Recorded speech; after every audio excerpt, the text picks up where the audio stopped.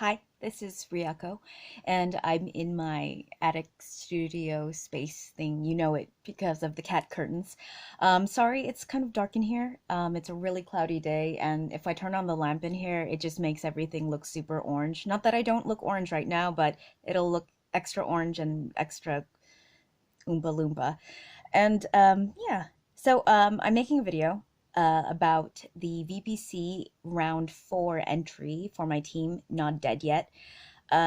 Just in case you don't know, I'm the producer part of the team, Not Dead Yet, in the Nerdcore VPC competition.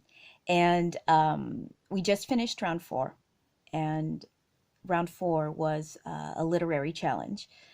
So we were given a book and a character from that book, and there was an opposing team that had another character from that book, and you had to do like a diss track and include some samples from like something related to the book or from the book. I don't know. So my team got we got Moby Dick, and we got the character of the whale. Um, it was like, fuck, really? We don't even get something that has lines. It makes like hardly an appearance in the stupid book. I watched the 1960s movie, and it's there at the end. It's there, but it's not like this, fully developed character with like its own thoughts. And so it was like, oh shit, what are we gonna do? There hasn't been like a modern iteration of Moby Dick, like the actual book, or like in movie form. There hasn't been a modern one well, there just hasn't. Like the last one I think was the 1960s, the last popular one anyway. Um, it's not really, I guess it's not that popular now, and that made this challenge a lot more difficult because I didn't have anything to really work with. It was just like, okay, just make something up that feels like Moby Dick, kind of. And it's like, oh shit, what am I gonna do? How do I create that feeling, that nautical feeling, that I don't know, ships in the ocean kind of feeling? So I'm going to take you through my process of what I did, and I hope you enjoy it. And I don't like making videos, but here you go. This one's for you. Sorry. This is why I'm a producer person. I like being home, alone, without social contact. Okay, here you go. It's the first time doing this, so sorry if it sucks. Here's the project. You can see a lot of layers. Stick a lot of layers in there. I group them together. I try to organize it, but this project is especially disorganized.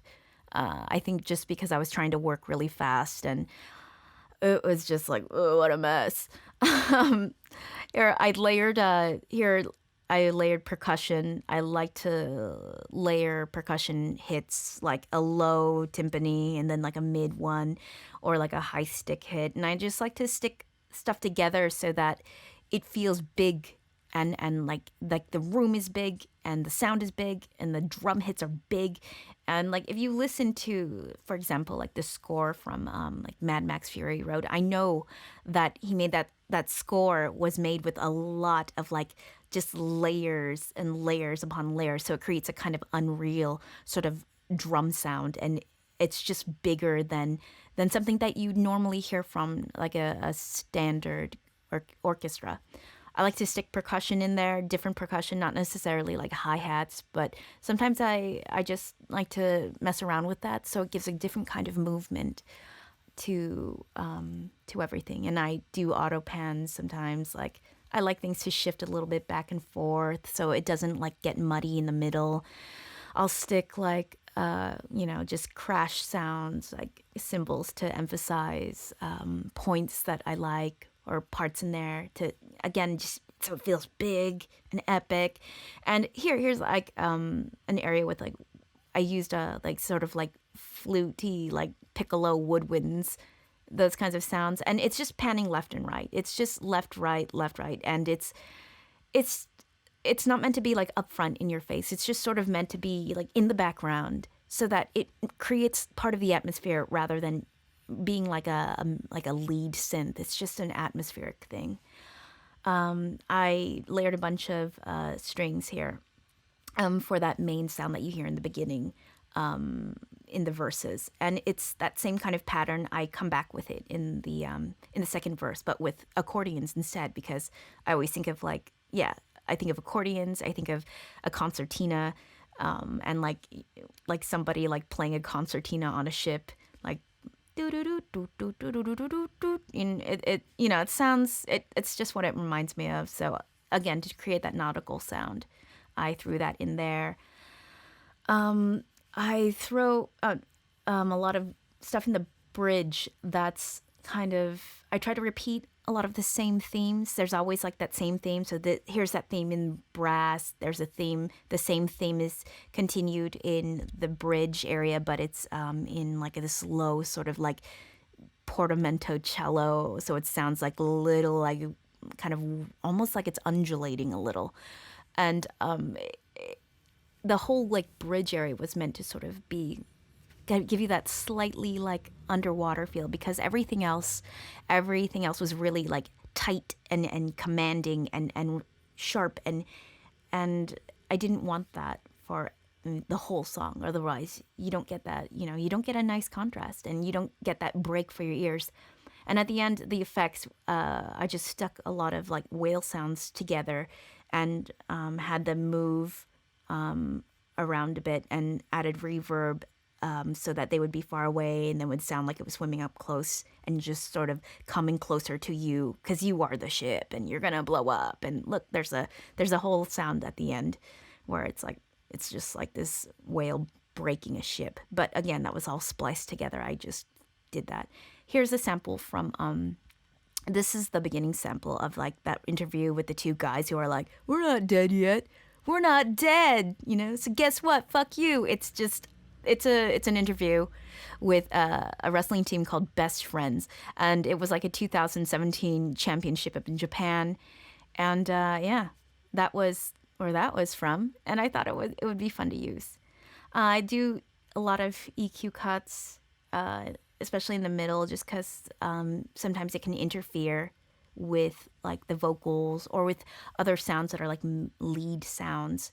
So I try to create that kind of space, and I try to again do a lot of little small things. So here's just like a little piano that goes left, right, and it creates this sort of it's actually it's a tribute to Robert Miles, to Robert Miles' song Children, because that was like a big one for me for some reason. And it's just if you pay attention, you'll hear it. You have to pay attention though, and it'll show up in the bridge. So there's a little treat for you. I've tried to put a lot of little treats in there. Thanks for watching. If you stayed all the way through it, hey, awesome. And I guess if you really, really want to support me in any way, you could vote for my team, Not Dead Yet, and go to the link that I put below, and you can vote.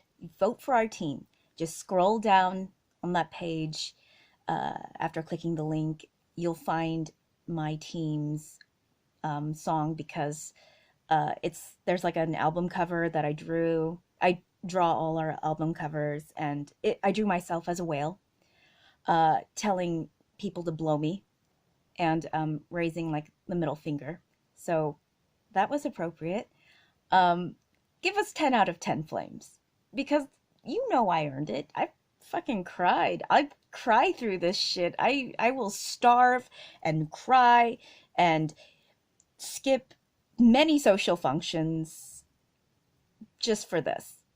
Yeah, because I love it so much, because I care about making something that is actually like art. I don't know. I don't just want to make a song. I want to make something that has its own beauty and I don't know, just something that sounds amazing and catches you by surprise and doesn't sound like everybody else's stuff. So, anyway, give us a 10 out of 10. And I don't know, maybe we'll win or not. I don't know. We're in second place. That's not so bad, right? Okay. I'll catch you later.